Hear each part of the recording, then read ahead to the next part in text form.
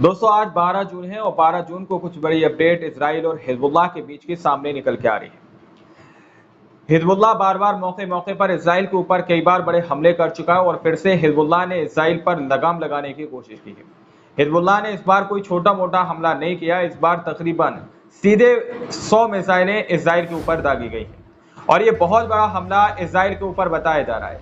2006 के बाद हिजबुल्लाह ने जो हमला इजराइल के ऊपर किया है, यह हमला सबसे बड़ा हमला बताया जा रहा है, क्योंकि हिजबुल्लाह की तरफ से तकरीबन 100 मिसाइलें अलग अलग प्रांत, अलग अलग शहर, अलग अलग जिलों के ऊपर दागी गई। इस बात को खुद इजराइल की मीडिया और इजराइल की सेना एक्सेप्ट करती हुई नजर आ रही है कि बहुत सारे प्रांतों, बहुत सारे इलाकों के अंदर हिजबुल्लाह की इन मिसाइलों ने मौत का तांडव मचा दिया। हिजबुल्लाह की तरफ से दागी गई मिसाइलों ने इजराइल के अंदर बहुत सारी जगहों पर आग लगा दी, जहां पर सिर्फ और सिर्फ सायरन की आवाज गूंजने लगी। दोस्तों, इजरायली सेना इस बात को बता रही है कि लेबनान से सफेद तिब्रियास, निचली गलील और उत्तरी घोर की ओर 100 से अधिक मिसाइलें लॉन्च की गई हैं।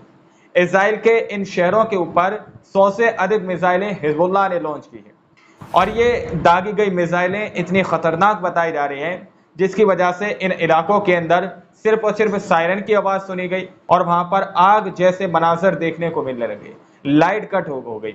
यानी कि 100 मिसाइलें हिजबुल्लाह ने सीधे तौर पर इजराइल के इन देशों, इन शहरों के ऊपर की हैं, इन प्रांतों के ऊपर की हैं दोस्तों। और ये पहले राउंड में इस तरह की कार्रवाई हिजबुल्लाह ने इजराइल के ऊपर की है। दूसरे राउंड की जब आप कार्रवाई सुनेंगे तो शायद आप लोग भी आश्चर्यजनक हो जाएंगे, क्योंकि हिजबुल्लाह 100 मिसाइलों तक, 100 रॉकेटों तक नहीं रुका। इसके बाद फिर से दूसरे राउंड में हिजबुल्लाह ने इजराइल के ऊपर हमला किया। अब दावा यह किया जा रहा है कि इजरायली मीडिया ये रिपोर्ट कर रही है कि बहुत सारे क्षेत्रों को इजराइल के यहूदी खाली करना शुरू कर दिया था। जैसे ही सायरन की आवाजें बजने लगी तो हिजबुल्लाह की तरफ से दागी गई मिसाइलों के डर की वजह से बहुत सारे यहूदी अपने घरों को, अपने क्षेत्रों को छोड़कर भागने पर आमादा हो चुके थे।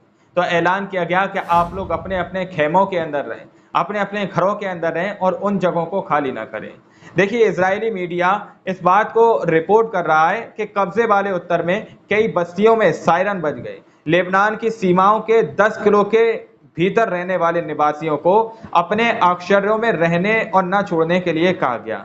यह भी बताया गया है कि लेबनान के रॉकेटों के कारण आग लगी थी। लेबनानी प्रतिरोध के रॉकेट आग के कारण सफद में बिजली ब्लैकआउट की सूचना मिली है दोस्तों। यानी कि ये हमले इतने घातक थे, जब ये मिसाइल और ये रॉकेट लेबनान की तरफ से दागी जा रही थी तो लेबनान की सीमा के बाद जो 10 किलोमीटर का दायरा दोस्तों आता है बीच में, उस 10 किलोमीटर के लोगों के, और 10 किलोमीटर के दायरे में जो लोग रहते हैं, उनके अंदर डर और खौफ पैदा होने लगा कि कहीं कोई एक आध रॉकेट उनके इस 10 किलोमीटर के क्षेत्र में ना गिर जाए और इजराइल के वो यहूदी ना मारे जाएं। तो वो वहां से जगहों को छोड़ने लगे। लेकिन इजराइल की तरफ से ऐलान होता है कि आप लोग अपने अपने खेमों के अंदर, अपने अपनी जगहों पर रहें, आप लोगों के ऊपर हमला नहीं किया जाएगा। सोचिए, ये हमला हिजबुल्लाह की तरफ से कितना ही बड़ा हमला किया गया दोस्तों। दावा यह किया जा रहा है कि इजरायली मीडिया बता रही है कि लेबनान से उत्तर की ओर रॉकेटों का प्रक्षेपण युद्ध की शुरुआत के बाद से संख्या और प्रकार में सबसे बड़ा है दोस्तों। कुछ समय पहले हुए मिसाइल हमले को हिजबुल्लाह ने 2006 के बाद इजराइल पर सबसे हिंसक हमला माना था। जो हमला इससे पहले भी इजराइल के ऊपर हिजबुल्लाह ने किया दोस्तों।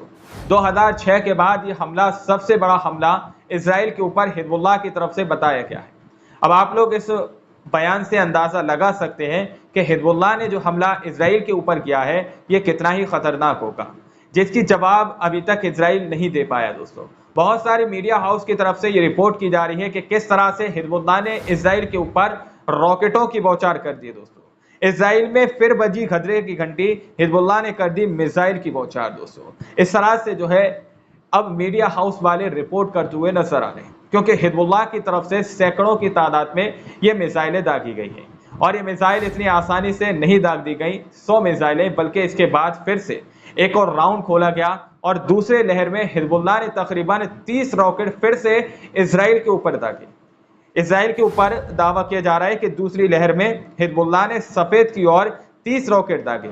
मैरोन बेस के अंदर प्रत्यक्ष विस्फोट की सूचना मिली है।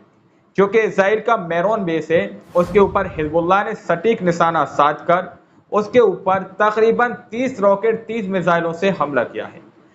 और दावा यह किया जा रहा है कि मैरोन बेस के अंदर विस्फोट की खबर भी मिल चुकी है दोस्तों। तो ये बड़ी कार्रवाई हिजबुल्लाह इजराइल के ऊपर करता हुआ नजर आ रहा है।